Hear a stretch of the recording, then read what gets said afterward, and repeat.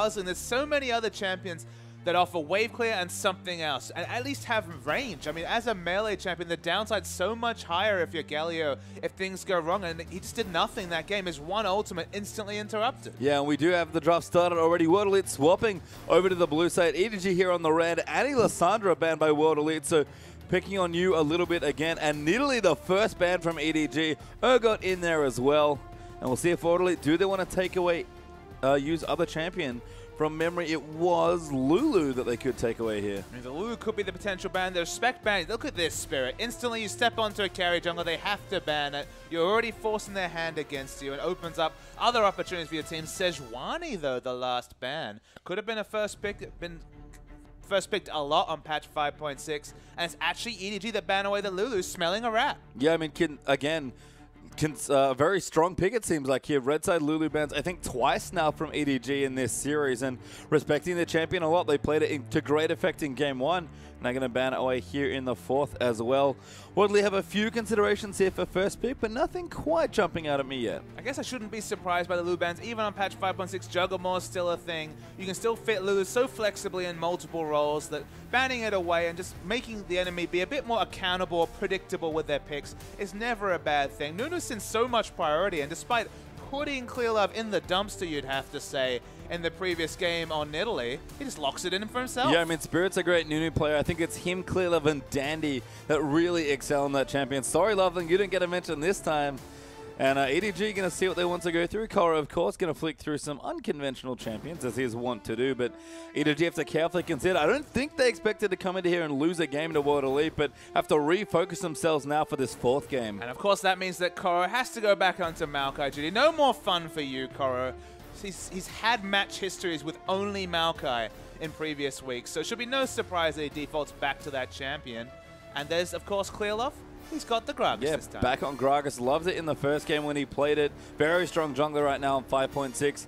A tad surprised to see Nunu picked above it, but I think Nunu works so well for Spirit and how he likes to bring his team back up. If he's not going to be on a carry, I think he needs to go overly supportive, and Nunu certainly suits that role. I really like Gragas from EDG just because they have such excellent target prioritization. They're just throwing in that cask, separating the threats of an enemy team. You know that EDG is going to be so on point, picking a target out of the madness that is the explosive cask in the middle of an enemy team, that they're going to profit from the reposition. That's so flexible and so unique to Gragas' kit. You can see World Elite making some considerations. Jinx swapped over at the last second there for Xie, and this setup is incredible for World Elite.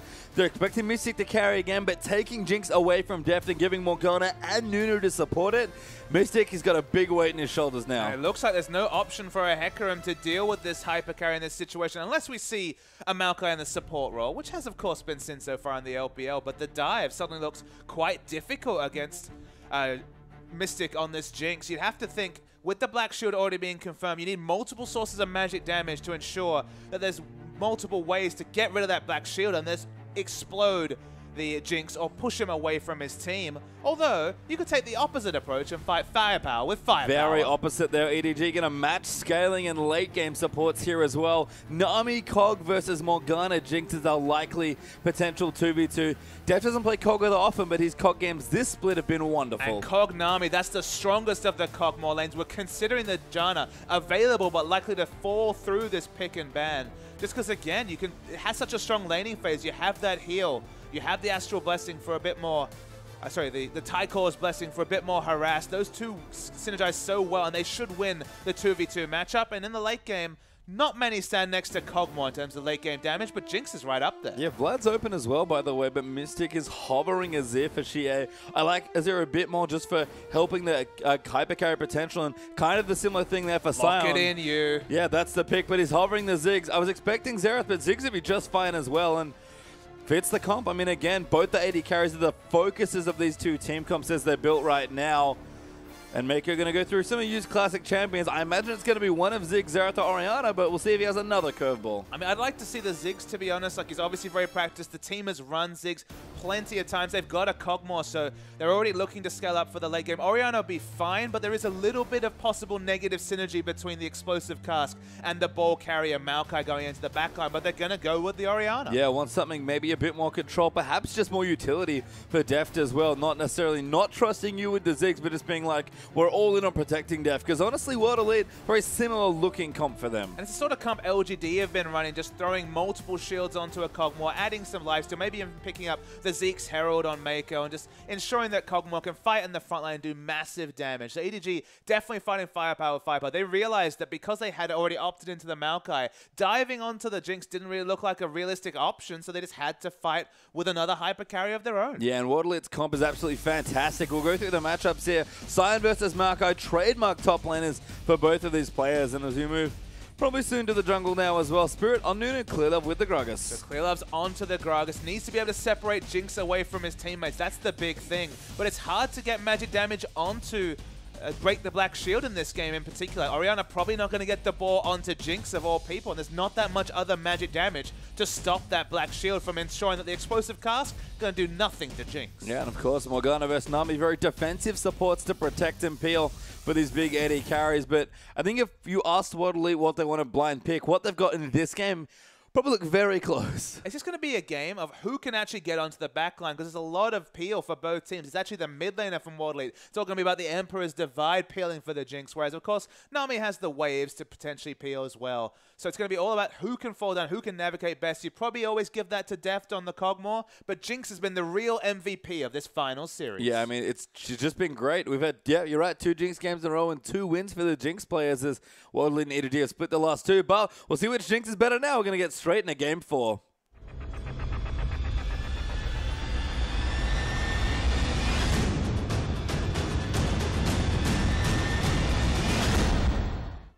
And unfortunately, we do have a pause to start this game off, so not straight into it quite yet as Clearlove adjusting the headset, getting focused back into the game.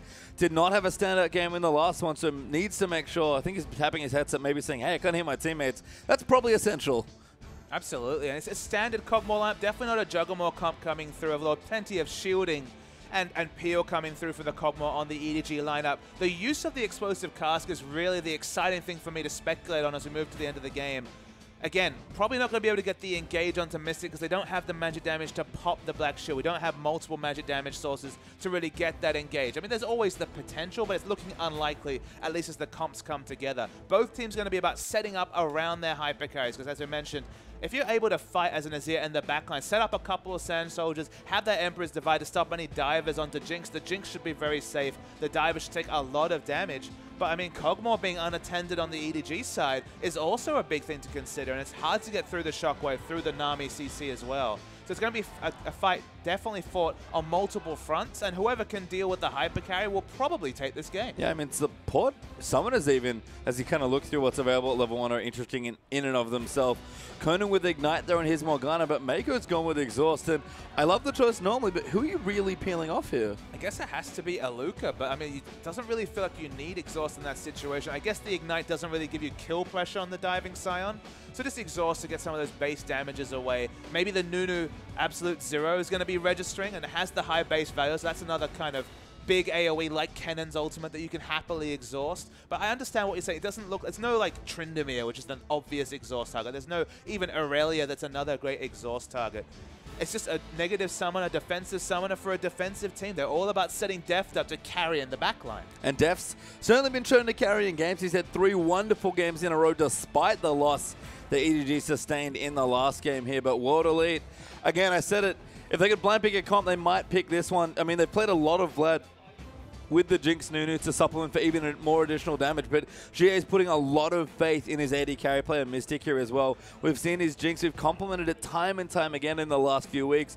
Yes, GA does have carry potential on the Azir as well. I love it with the Blood Bowl synergy as well. Spirit has 2 great targets for that ability. Even Sion with some extra speed isn't too bad, but at the end of the day, you look at the Jinx, you look at the Kog'Maw, 2 great AD carry players, and they're the big anchors for these 2 team comps. But the crazy thing is that both these comps do better kiting back than they do going aggressive. So the fights are just going to be super interesting to watch. You have to feel like the Shockwave from Orianna is going to be held for a long time in a fight because there's no obvious divers coming through, barring the Scion and Maokai. Both of them can be used for peel as well. It's just going to be addictive fights just to sit back and watch how teams engage. I mean, maybe the team that gets the first early control over Dragon will kind of dictate the pace of this game and force the enemy to come into them, because in an even situation, both teams have good wave clear, both teams are defensive minded.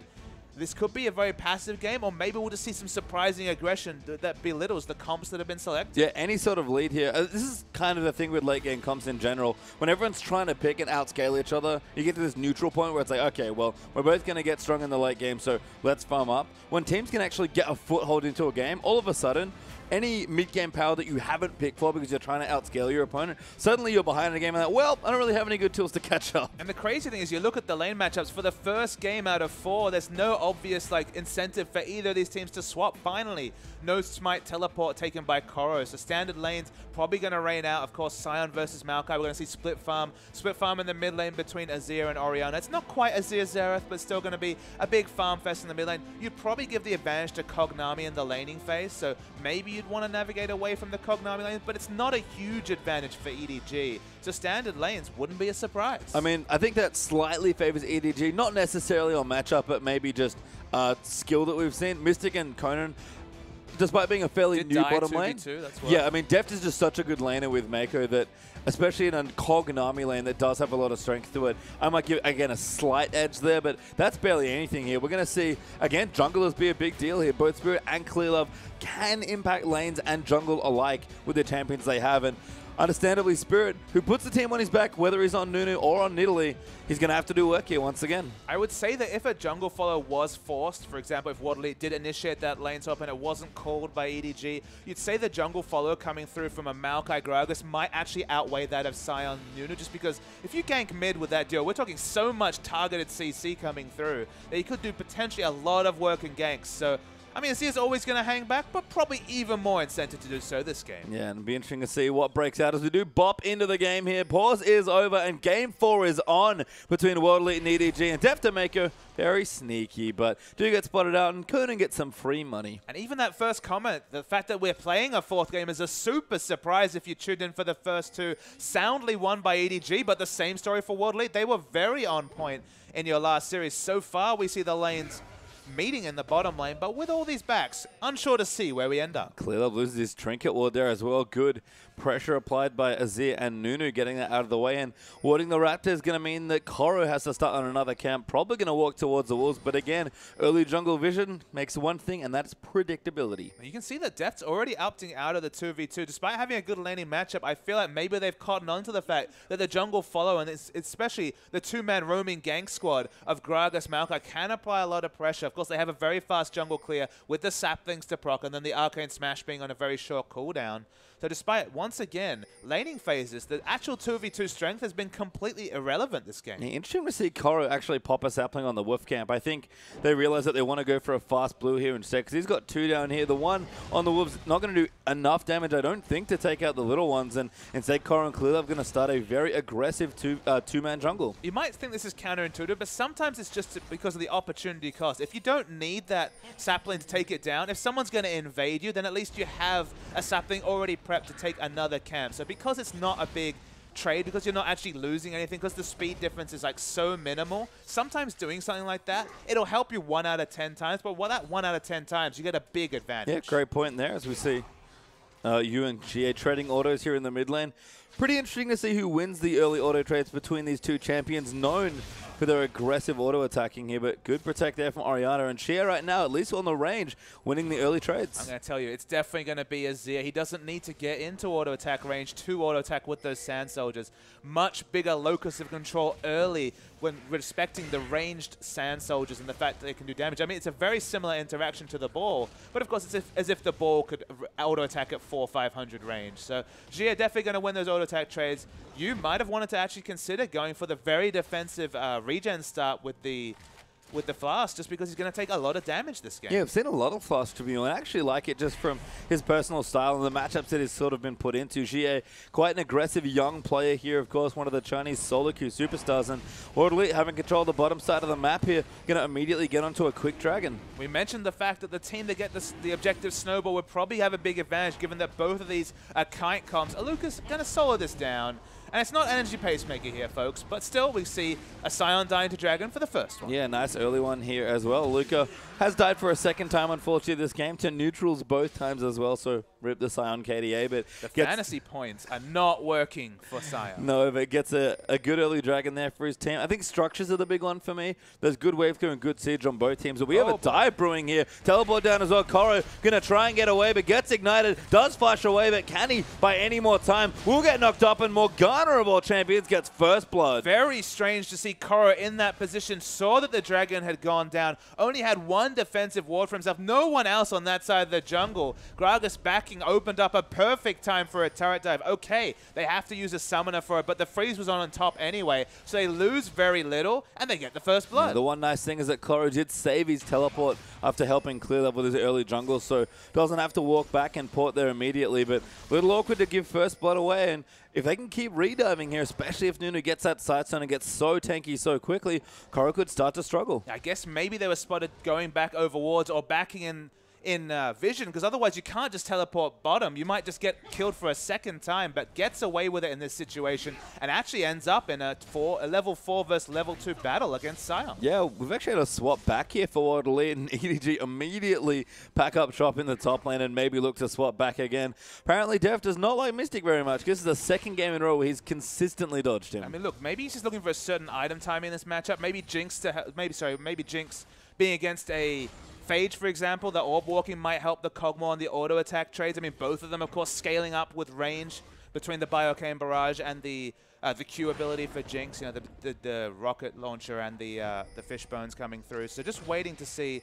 But no, he's actually just backing to buy some items. Yeah, I mean, as it turns out, just getting his components for a Phage, as Mystic's already got a pickaxe. Does favor Mystic slightly there with some extra flat AD, but Cog, once he gets going, if Def can find a good pathline for that Trinity Force, he'll be just fine, and maybe even look to see EDG get back to those famous Trinity Force AD carry rotations. Absolutely. Trinity Force AD carry makes a triumphant return despite there being quite a lot of tankiness coming through from Spirit and Aluka on the Nunu and Sion. Of course, you are a tank buster when you're Kog'Maw. You have that Biocane Barrage for maximum health damage. You will eventually itemize to being able to deal with those tanky members. So you can go Trinity Force. You have a very big one-item power spike with that Trinity Force. Biocane Barrage, the Biocane Barrage not costing any mana now, of course, means that you get those instant Trinity Force trades from a very long way away. And because you naturally win this lane matchup with the sustain advantage on Nami, I thought he'd be happy with the 2v2. Surprised to see they look to be opting out, but nope, just back to the 2v2. Yeah, back there now, so should be happy days. Horde Elite, of course, with the early dragon means that right now they're not giving up any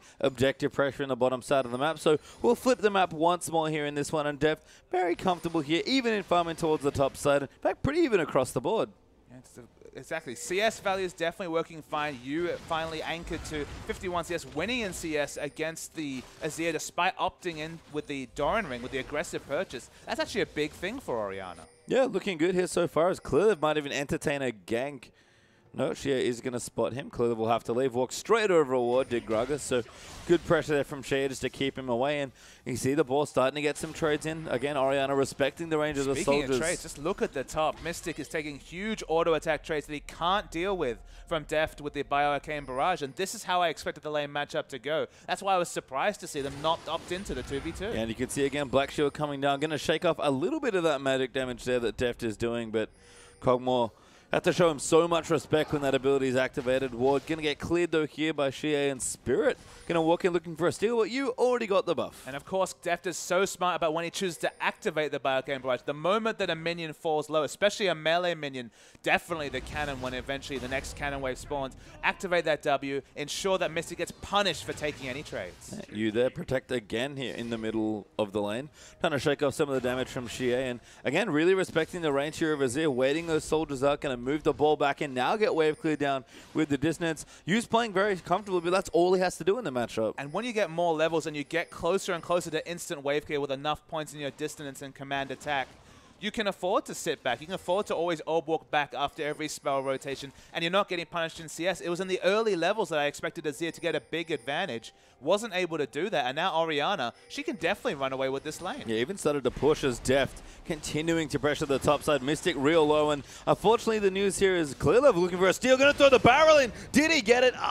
Nope, Shea got away with it. It's definitely not an AP Gragas barrel, that's for sure, Page Time. The base value is certainly not there anymore. Close to the steal, but not not able to take it away from Azir. Mystic does have his heal, so Def probably not going to go in for a heroic flash there with the Bioarcane Barrage. Actually chomping down on a potion or two, I believe. So going to get a little bit of health and mana back, but forcing Mystic away, they'll push him minion wave into the turret. And as I said, it was bad before for Jinx, but with Living Artillery up now as well, it only gets worse. But with 47 seconds till Dragon spawning, they both back. Makes sense, they push the minion wave in. But will they just go back to top and seed away the second Dragon to move Def closer and closer to the Trinity Force? Or will they actually rotate to bottom to try and contest for this second Dragon? Koro's going back as well, does have his teleport, so might be seeing a very smart, well-timed swap back here from EDG. They've been on top of their rotations for a lot of it in depth. I think they must be wanting to contest Dragon because that's a Sheen. Yeah, he's got the Sheen. He's gone for the trades. He's already winning the trades happily. Of course, that Sheen proc along with the Trinity Force proc both going to be applying on the Bioarcane Barrage. So suddenly the trades get even stronger for EDG, and the offensive option, very offensive option tells me that, as you mentioned, but they're going to look to keep laning 2v2, and they're going to opt in to the Dragon fight. Let's get some contests going now. Is Mako even going to move in, get a couple of wards down? Mystic clearing out the Krugs. Very comfy, actually, there. Early Berserker is going to help with some of the early trade damage, especially in minigun form. And you got a nice defensive pink ward up the top as well. Waterly, by the way, nice little deep pink ward on the right-hand side, just above the pink that we saw from EDG, and has not been cleared yet, so giving them a lot of free vision, especially towards the blue buff area. 3 pink wards down, 1 to stop any potential turret dives coming through onto Orianna. Of course, answered by that World Elite pink ward, just for vision. But 3 pink wards down around Dragon means that it should be a fairly safe start if they choose to engage. Clearly going in, is on top of a ward though, does not quite have his sweeper up yet, so can't choose to sort of swipe that away. We'll see what he wants to get done here in the rest of the stages as well. But EDG, I think they should look to contest this second Dragon if they can. No one's aggressed on it yet. It is back up, though, and we're going to see a fight for it as most of the teams have rotated their dual lanes back down to the bottom. In the 2v2, we're actually seeing a gold lead starting to be built up by Deft after those early trades. Those without items. Now with the Sheen, the burst trades just get better, and we see a 12 CS advantage for Deft. Advantage Cogmore, never something you want to say as a bottom laner. No, and he's only going to get stronger. That Trinity Force, especially, depending on its timing, could be the big difference here in this game. We said it, with 2 late game comps looking to scale up here and some very late game carries. The game is very tense here. There's not a big margin for error if you fall behind, because again, when you have late game champions, you don't really have any way to catch up in the mid game. And just in terms of other item timings, nothing really big coming through in terms of item timings. Catalyst versus Spectre's Cow, identical gold veil, those items. Working towards the Athenes, you have to say you might be closer because there's an extra amp tome in the inventory for Azir, and he's behind in CS. And the Berserker Greaves gives a bit more better rotational play to Mystic. Again, we've seen a lot of Berserker Greaves rush on Jinx. Helps you orb walk and get that last auto because you lose a lot of attack speed in rocket form. Yeah, have to switch out and chase them down. Mako going to clear out a pink ward though. Clear Love's in the area, so able to provide support, and Waterly do not even move into contest. And that Dragon's been up for 1.5 to 2 minutes, and no one's gone near it yet. So, as we said, a very tensely balanced game right now. So you just see the gold advantage is still with EDG. So it was with World Elite, now just matched by EDG, despite the fact that across the board, CS is in the advantage for EDG. Yep, Spirit now rotating into the mid as well, going to help GA push in. And it's one of the nice benefits of running Nunu Blood Boil. Not too shabby on Azir, and they're going to get some damage under this turret. Yu's gone back, he's got his things, but he's going to lose a lot of turret damage as a result. And Clearlove going to walk in, maybe even ult somebody back here. Good wave clear coming through. Ult Spirit off the turret, but now maybe caught out of position. Shie might look to chase him, but just pokes him away instead. They just want to poke him to try and take away this pink ward. Of course, you can do that with the Sand Soul. Just a very cute interaction. Had to use the smite on the minion wave, then the barrel and the ultimate. So a lot of his kit used just to relieve pressure because of what looked like a poor back timing for Orianna. Yeah, just couldn't quite get it done. Nice rotation from Spirit, actually, as a result, taking advantage of that timing to get good damage under that turret. Again, it's the little things that will really start snowballing out of control. Trades are fine, but if teams start eking away advantages, that probably isn't going to stop as Deft and Mystic trading blows in the bottom side of the map. Aqua isn't just why, but Black Shield was on anyway. And again, this Dragon been up for quite a few minutes now, and no one is moving in aggressively for it. Very even damage trade that time, so Mystic finally got a couple of rockets. The extra movement speed from the boots was helping him massively in that situation. Deft has to respect the execution damage coming through from the Super Mega Death Rocket, so the burst trades seem to be winning for Deft, but if they go for the even extended trades, Mystic gets back into them. Clear Love down here as well. Ultimate not quite back up and on a fairly short cooldown at this stage of the game, but Clear Love going back. Probably needs a few more wards. Might have a Sightstone ready to go if that's what he wants. The Spirit spots a ward down towards the bottom side with the rat percents tingling. But Sightstone, Stalker's Blade already completed, plus the Cinderhulk. Nunu looking great for Spirit so far. I mean, but it's still been a very quiet early game. It's hard to say who that really benefits because, again, the scaling's fairly similar into the late game. Maybe a slight advantage to EDG, but also a lot more magic damage, so a bit easier to itemize in the early to mid game for World Elite. It's just all even. And again, who can execute best on their kite comp with hyper carry? That's the late game team fights, I feel, will just be explosive this game. Oh, good poke there from Def. Lands a Living Artillery right onto Mystic after the Voidoo. So getting small advantages in the bottom side. You can see the CS mounting slowly, about 20 up now for Def. Maybe grows a little as Mystic goes back to the Krugs to get a bit of additional farm. But if this Dragon, which is still up, by the way, doesn't get contested soon, we're going to have one hell of a team fight for the second Dragon. In terms of turret health, both outer turrets in the mid lane are falling very low. Specifically, Azir got another Judy auto-attacking on that outer turret. It's falling low. Deft's going to finally start doing some turret damage in the bottom, get those Sheen procs onto the turret. But it's still very healthy. Lilo rotating down as well, but Ward Leader spotted him out. A great ward there coming through, but a good Black Shield. Going to shrug off some of Kog'Maw's early magic damage and clear them down here just to help clear the wave. EDG, I think they want to force onto Dragon, but with back time is probably needed here as well. It's quite dangerous, and instead, they'll just trade for a little bit of turret pressure. I mean, Jinx has to back away. Now it's porting back to base. Has to respect the explosive cask initiation coming through from Clearlove. So going to get a lot of damage to this turret. Will they start the Dragon, though? Because you feel like Jinx, if she gets in position, can definitely contribute. And Deft very aware of his mana. I think going to stay and finish the tower on the bottom side. First turret will finally fall. Spirit comes into the mid. Xie real aggressive with the 3 sand soldiers diving forward, but moves them back in, clears out the wave. Ward there as well, and Def might have to back here. Jinx is already back with the BF sword completed along with the Berserker Greaves and the pickaxe, and Mako going away. EDG might have given up too much pressure as Conan actually down here as well, going to start the ultimate, but no one quite here yet, but just enough going in. Good block there by Mako, but Def getting way too low. Spirit gets the first kill. Mako going to go down here as well, and World Elite are really on point. Yeah, EDG might lose the maximum in this situation. They should have backed earlier as Jer wants to back away from the turret.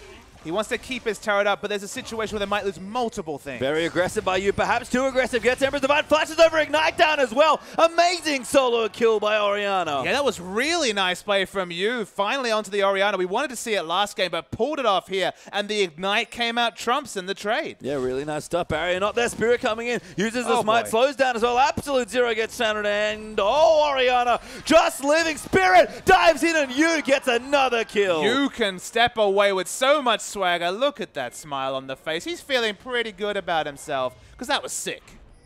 That was indeed, and Spirit shaking his head a little bit, being like that might have been a slight miscalculation. Not enough damage there on the ulti, and again, that Dragon's still alive, so EDG, after use heroic plays, are actually going to get a Dragon. Yeah, crazy. That was just overly aggressive from World Elite. So let's just kind of work out what happened there. EDG overstayed, so they should have paid for it with a double kill and the Dragon, and they would have even been very close. They could have rotated 4 members to the outer turret and mid, and basically got everything, but the overly aggressive die gives them back the Dragon advantage, and World Elite, they lose out on the advantage they created themselves. Wait for this solo kill, though. So Jia had already used the Shockwave at this point. So you had already used the Shockwave at this point, so Jia was feeling bloody. Didn't think the burst damage was there, but didn't calculate in the Ignite. The barrier was used at some point during that trade, maybe earlier when the Shockwave went out. And solo kill from you, and follow that up with a double. Oh, going again, actually, distance landing in. Tower does go down. Xie uses his ulti defensively, but Orianna gonna chase in. The distance popped again. Spirit, though, finally in the area just in time, and you can't quite finish him off again. But the scary thing about donating extra kills to an Orianna is that that spills over into other lanes. In the team fight, suddenly that shield is that much bigger for the Kog'Maw. Suddenly it's that much harder to kill him. I mean, it's not just a mid lane focus thing, just because, again, Orianna has offensive and defensive scaling with AP, and it's already snowballed. Yeah, the need to see Large Rod nice as well. Any of the 3 choices will be just fine here for you. I'm guessing a Rabadon's Death Cap, if you had to ask me, but we'll see what he wants to go with. And again, pressuring in. Orianna quite good in sieges as well. They're placing the ball aggressively. Mako actually going to tank up some of the turret, and Def walks in. Trinity Force rotation. They'll get the last hit eventually. Waiting for that last auto attack. I believe a Sheen auto attack with Kog'Maw, even without the minion wave, would have been enough damage. But they back away. They know they'll get it eventually. And the shield, it was bigger because of the Neos Large Rod. It's already paying off. Yeah, just playing it safe there. Deft does clear out the turret, but the Trinity Force has been completed. So EDG getting more aggressive, and again, starting to to pick things up. 1,000 gold ahead. Not a massive lead by any stretch, but that little misstep there by Xie might cost World League quite a lot in this game. So just talking about the Needless Large Rod items for Orianna, we've actually seen Godv go for the Luden's Echo, and you move the ball around so much and naturally move around that you can get quite a lot of procs on that ability. But with a Kog'Maw, especially with a hyper carry, just go for the highest AP values to ensure that you have both offensive and defensive capabilities. I feel like the death cap earlier just makes the most sense. Yeah, not too afraid of any divers as well to, I think, warrant Azonia's. So I like to pick up here. I imagine that's what Yu's going for. Sorkshu's done there as well, so even more flat damage coming through increases some of that wave clear potential as well. Stinger done now for Xie as he moves in, possibly for Azonia's actually, with the amplifying tone, but things looking good for Azir. I like this build a lot. Very mid-game focus and transitions you nicely towards the later stages. But as we said, 2-0 on the Orianna. That's been the biggest impact in this game, surprisingly. But Aluka's already been able to itemize basically exclusively magic resist coming through with a Banshee Veil already. You feel like if old train driver Aluka gets that ultimate on point, gets into the backline on depth, he can unsettle a lot of what EDG's trying to do. Sun turret in the mid falls down, but Mako going to pop his ultimate. Clearlove looking for a wave. He wants to line up Mystic. Going to go around the side for it, but they flash away. Aluka down here as well. Ult on to Clearlove, but you going to protect him. He will go down as Xie gets a kill on Mystic. Kiting away wonderfully, but Nunu does go down there. Xie ulting in there as well, but gets exhausted by the Nami. Death flashes forward aggressively. Aqua Bubble going in, but the Black Shield, beautiful. Shockwave only onto Aluka, but Koro's so tanky. You goes down to Mystic though. Now Conan going to move back in, and Aluka also very tanky. Forces Deft to kite away, and Koro has to keep running. Deft is so low. Mako gets sniped, and that's horrible news. Deft going to go down again. Koro goes in. He wants the kill. He's going to go throw into Mystic. Does get it there. The kill actually from Kog'Maw with the passive gets in, and Conan the only one left along with Koro. Koro going to try and chase in and finish the kill. Sapling not quite there for the slow, but it's running down. Can he get Conan? Yes, he can. The last Sapling gets the last laugh. They pick up the win, but it's so close. You could see that fight. Multiple AD carries kiting back. Slight advantage to Maokai was the big factor in that situation. He lived longer. He had more armor to deal with the physical damage coming through from Jinx. It was a long, drawn-out fight, though, a preview of the ones to come in the future. So, I mean, the one thing you can say about this fight is that you held onto the Shockwave for such a long time, arguably too long. So there's multiple times where he could have got multiple members. Didn't need to use it yet, that's fine. But watch for the ball onto onto Maokai. Could have got a double ultimate, wanted to get a triple, but the result is just a solo ult onto Aluka, crucially. So it's a misfire on the Shockwave, punished by Mystic, who gets excited and can kite out Koro. There's multiple thoughts, but depth is very, very low at this situation, and Mystic still has his flash available, I believe, at this point. But regardless, snipes away. No, he had his flash down. Get excited, though. That's all the mobility he needed. But the re-engage on top of the passive, the Akathian surprise. And Koro eventually picks up the kill. So usually they win it marginally, but you have to feel, again, it's all execution heavy. Both comps about kiting back. And that's a preview for the future, because right now it's all even. Now the slow-mo, there is a Sapling. Does seal the fate there of poor Conan. But Spirit now actually, on top of the board. Never mind, the mini wave comes in to meet them, and he realizes that the jig is up. Buildwater Cutlass done now for Def, so building in towards his blade. Zeal complete for Mystic. Haunting Guy's done for Xie as well. That was his next item. Quite a few big purchases there, and Koro again, the big benefactor. Frozen Heart Righteous Glory already done. You have to feel like the Haunting Guys is answered by all these null magic mantles already in the inventory coming through from EDG. They don't quite have the Aegis yet. You have to think that's the next big purchase coming through from Clearlove. He wants power now, which is a very interesting thing. I felt like he would just opt into a later game build here with Xie, but maybe he's actually going to go for the Liandry's on the Azir. I mean, maybe just worried that at this point his team's a little bit behind, and again, you cannot afford to fall behind in this matchup. So trusting in Mystic's late game power, wants to bridge the gap a little bit more effectively, be stronger in the mid game, see if you can pressure more. But again, these team fights are very long, and if we go late especially, EDG have a lead, but it's not that massive, and poor Mako gonna get caught out, gets hit by a binding, Zap in there as well, but the wave actually gonna keep him safe. Clearlove down as well. Mystic though will get the kill and get excited. Clearlove are gonna go in, knock Spirit almost back in. It does mock Jinx away, binding there again. Might go back in, but Clearlove a little too tanky at this point. And of course, we saw Yu was going to provide a bit of utility there, so they had to back away from the fight. The physical damage is still not there from EDG. That's the big factor, is there's no Blade of the Ruined King, there's no Last Whisper, there's no Infinity Edge through from Death, so itemizing matrices is still coming up trumps. In the late game, when the physical damage gets going from Kog'Maw especially, the fights might start to shift towards EDG. Yeah, Mystic, though, looking very strong on the Jinx right now, and both teams looking for their second Dragon. World Elite will start it off, clear the ward out there as well. Ball on top of Clearlove is actually a little too low now. Shia gonna ult him back into the team. Clearlove flashes just at the last second, but Mystic gets him. Double ball onto Mystic in Spirit, though. Conan low as well, but Shia tearing through people, and Deft trying to fight, but he can't be in the middle here, but the bubble just saves him. Shia goes down, and Luca still fighting in as well, but Deft kiting wonderfully. Does not want to flash, actually can't, and Cora will chase him, but Aluka probably not going to go down. Nami will chase him, never mind. Aquabism lands, Def going to go in for the kill, but he'll take the CS instead. Cora was so good peeling for Def. The fact that he could do consistent damage that fight was just disgusting. It was lucky that Mako got to the fight as he did, threw out the heal, was able to keep him alive during the fight, but this Cora is already unkillable. Righteous Glory, Frozen Heart deals with all the damage coming through from World Elite, and it's just smart team fighting. We talked about execution advantage, EDG. Yeah, and we've seen why Maokai has drawn so many bans as well. He's been a very popular pick. It's been one of Cora's best performing champions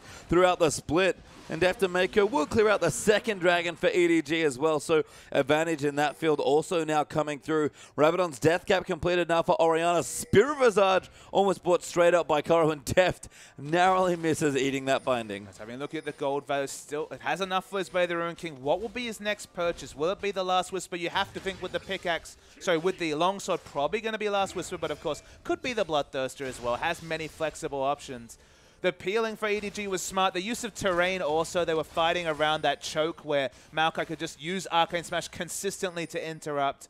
Just smart team fighting from EDG. Should we expect anything else? No, and again, this is why we give the slight edge, I think, to EDG. Just they've demonstrated that they play better around their AD carry. Their target priority, even with you quickly rejoining the lineups, looked wonderful. Corey going to return to the lane. He's so tanky now as well, and Waveclear not too shabby either with those spells.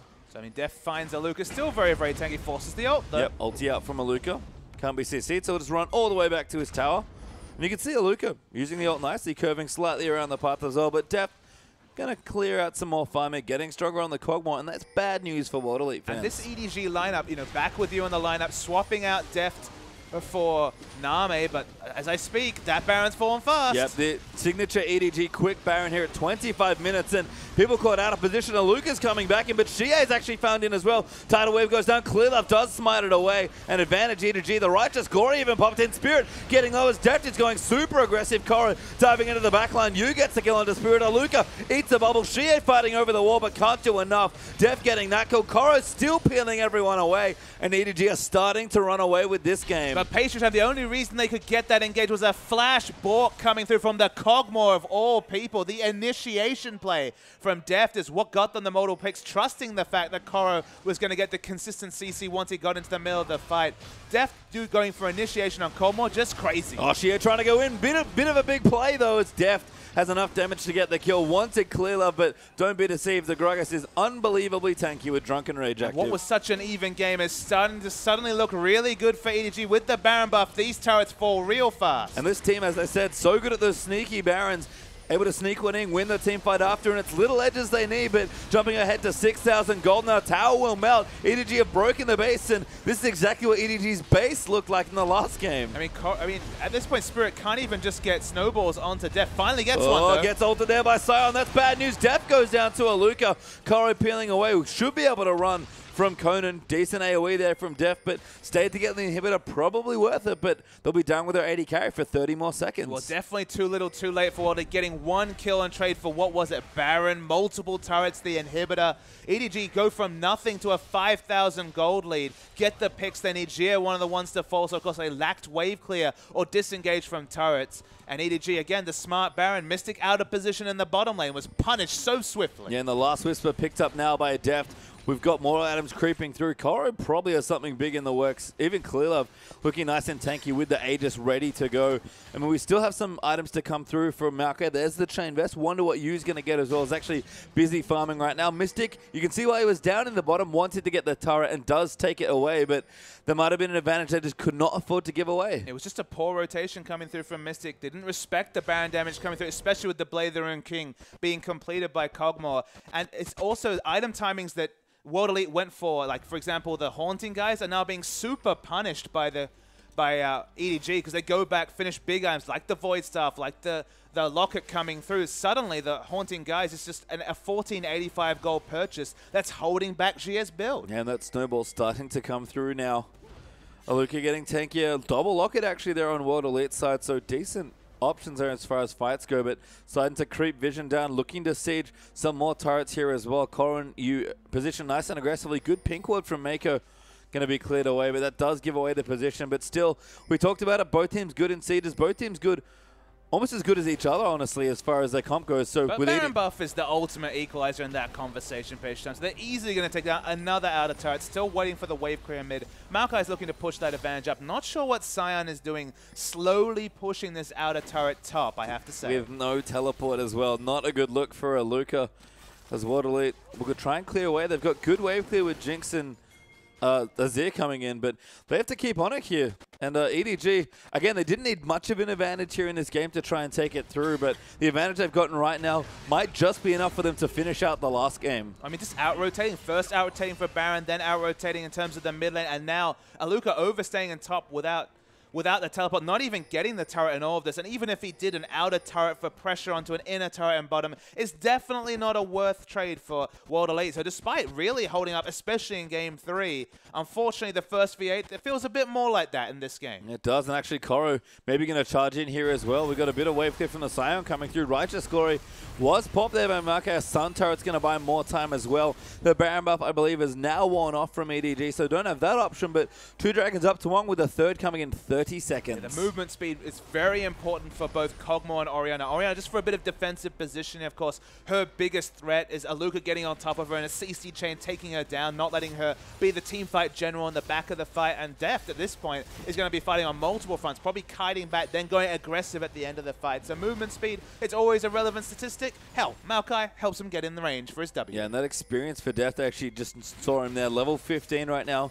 Kog'Maw does benefit from his levels because there's even passive attack speed on his Q is not too bad. So level 18, not a bad hallmark, but EDG going to get this Dragon now as well. That's the third. That will make all the movement and rotations that much easier. And World Elite starting to lose control of this game. I mean, just the level 16 living artillery, even on AD Kog'Maw, the amount of range you have, and it's all about the vision. That's the kind of deceptive thing about Kog'Maw, is that he's kind of pigeonholed as a no-escape late-game carry. Suddenly, the Trinity Force build makes his one-item power spike really respectable. So again, he starts being picked. And then people cotton on to the fact that having the consistent reveal from the ultimate, just, you know, forcing poor positioning, or at least predictable positioning from either tanks or the backliners, is oh so useful as well. So the utility in his kit to complement the damage just makes Kog'Maw one of the highest priority carries in the game. And you can see why Deft's a wonderful Kog'Maw player. We were, at the start of the season, complimenting him so highly for his Corki play. Pops a Banshee's Veil there as well, starts the DPS down to Luca. It might force out another ulti, it does, but the chunk damage already,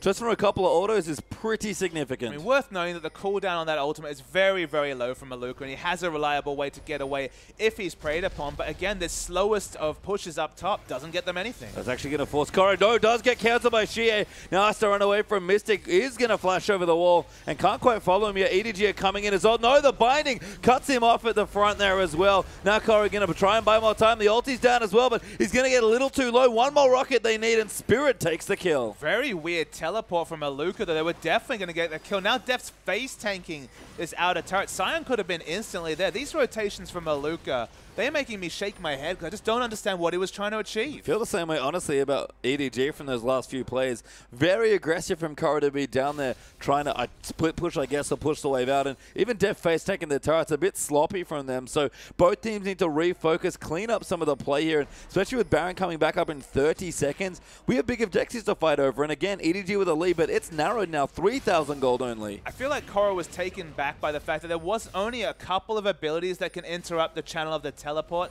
and wasn't expecting a flash Emperor's Divide from Xie. If they can punish the fact that this positioning-based backline fighter doesn't have flash, that might actually be a win for EDG, as weird as it sounds, because flash gated is Xie in a lot of situations if he wants to use his ult for initiation. Yeah. We can see now EDG going to move in for some vision around the Baron now as well, walking over a couple of wards, but they'll start it up in almost full vision actually. And Jinx is not there. Yeah, they're going to force on a fight. Mystic again, slightly out of position for this fight. Koro going to zone them away. Aluka going to dive straight in. They're not going to finish it this time. They will re-engage. Clearlove onto Spirit, going to try and cancel it. They're actually still in the Baron pit, taking too much damage. Aluka diving in as well. Now Mystic's joined in and Mako kiting away. They need to get Aluka, but an ulti that lands on the Shie. Deft flashes out of the pit on top of Aluka, but Yu goes down to the Baron damage. Shie tries to get away with Cobalt, somehow gotten a double kill, but Deft now getting aggressed on Mystic, gets a triple kill, maybe make it a quadra as Koro's going to move in as well, but Koro again, the last man standing, does get Mystic. He's got a blue buff will this chase time. down Conan again. No, gets bound there. So the supports will survive here, but another weird fight. And it ends in a bloodbath, 4 for 3. It was a super sloppy team fight coming through from EDG. Yu actually took over 60% of his health just from the Baron aggro. And then Deft, it switched to Deft of all people. They couldn't get out of the fight. That's why Deft had to flash aggressively. It wasn't an initiation flash, which actually looked great the last time he used it 5 minutes ago. It was just get the hell away from Baron aggro fight. And again, the magic resist shred was consistently coming out, ensuring that Jia was doing even more damage. Even Spirit's Absolute Zero ripped through the team. EDG's positioning twice in a row, quite poor. Yeah, and the gold lead very slim now. Only 1,000 up for EDG.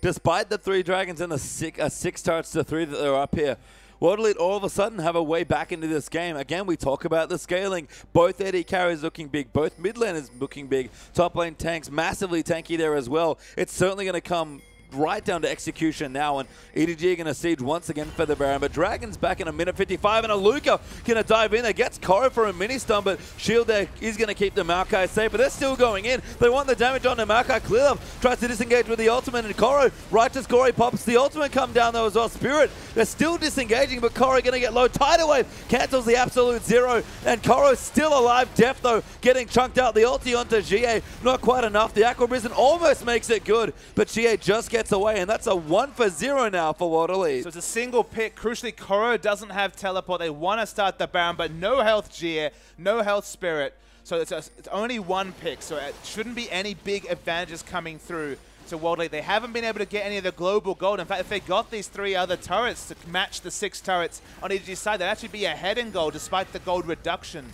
on those turrets. It's sloppy fighting coming through from EDG, and you have to say, in some ways, Space Jam, they seem to have shut off after those first 2 games. Yeah, it's been really messy here. I mean, Game 3 was just World Elite sort of getting ahead of them, snowballing, and EDG being, okay, maybe we mispicked, maybe we just had too much of a sloppy early game, but Spirit really took over in Game 3. This game is just sloppy execution of the end game, and I think that's the first time I've ever said that about EDG this entire split. I think it's not been a trademark of their 2015 play. Koro needs to be the person leading these fights. He's 2,000 gold ahead of his lane opponent. He's got so many items in this play. He's super, super tanky. We've already seen that Deft can live a long time in these fights, but they can't be tanking Baron. They can't be positioned so poorly. In a straight-up fight for the last 15 minutes, it's been advantage EDG. We just haven't seen a straight-up fight. No, and it's just been sloppiness across the board, and both teams vying for the big objectives. World Elite now will move in to clear out some of the Baron vision. But it's, again, balanced very tensely. It was pretty tense at 6,000 gold ahead for EDG, and now basically at nothing at 36 minutes into the game. Sun Turret set up for Shie, World Elite with fantastic positioning. And Mystic actually has an item advantage over Deft, about 500 gold himself away from an Infinity Edge. So hasn't managed to match the 4-item spike coming through from Mystic. Has Blood Boil the well. Baron's going down quickly. Koro coming in, but Clearlove getting poked out. And the Baron now coming through as well, but World Elite going to get it to the Clearlove. Will dive into the pit. He actually does not seal it. Spirit will get it there instead. Now Koro diving through as well. The Shockwave coming in, but just appeal for Death. They have to keep him alive. Conan getting low, but Mystic getting resets. Aluka in the front line soaking so much damage. Will finally die to Orianna. Koro now getting in the back line, but Shie still fighting. Flashes over the wall. Death is dead actually there as well. And World Elite, they've come out ahead. Mystic going off in the later stages of the team fight. Finishes in style with a triple. Mystic went huge that fight. Deft couldn't respect the damage from Azir. Had to tank it if he wanted to get any damage on the backline, so died incidentally. You died to 1 crit, and World Elite might break the base. Yeah, they're going to get a lot of good damage done. They've left it 2 carries alive. They're both not too shabby when it comes to pushing. Mystic, especially with 4 items, going to shred through the turrets, and they'll keep melting them down. Inhibitor is broken. And the kiting back from World Elite has been so impressive in these fights. Mystic's got so many more autos without punishment compared to EDG. He's going for more damage. He wants to finish this game. Jeez, this is aggressive. Clearlove, though, can't do anything. We'll get one turret. Going to work on the second. Clearlove going to try and buy time here. Corey back in 10 seconds. You up soon as well. Deft is also there, but Aluka is teleported back in. And Deft is trying to fight. He gets on the Mystic. Too much damage. World Elite. They break the Nexus and force game 5. World Elite are doing crazy things this series. They look so much more cheery. You could see the smile on Spirit off your screen. 2-2 after 2-0 lead in the start of this game for EDG. And the nightmare, I talked about Mystic's nightmare in game 3. Suddenly it's EDG's nightmare as it's a best of 1 for all the marbles. That's insane to think that we went into this playoff match. And even having World Elite win a game seemed like a miracle at the time, but to go to a deciding game here is just incredible. And Clearlove sinks his head back into his chair. That is not the face of a happy man. I mean, a lot of these performances more reminiscent of 2014 EDG. Pawn not being in the lineup. Yu has played admirably, but certainly is no Pawn. He's definitely on a different type of champion pool pastry time. So much more wave clear, so much less assertive play. And opting into the late game against Mystic's Jinx no longer looks like a realistic option. No, and maybe Jinx is the big contested pick we have to look for, because I think it's won every game it's been played. Exactly, 100% win rate tonight. Deft was doing admirable things, but actually just couldn't match the control. And it was Azir punishing him for trying to get any damage during a fight. Azir did a lot more work than Orianna. We talked about the fact that Azir so strong peeling back for a carry. Did that well. Well, we have one more game left to play between these two teams. World Elite versus EDG is going to a game 5.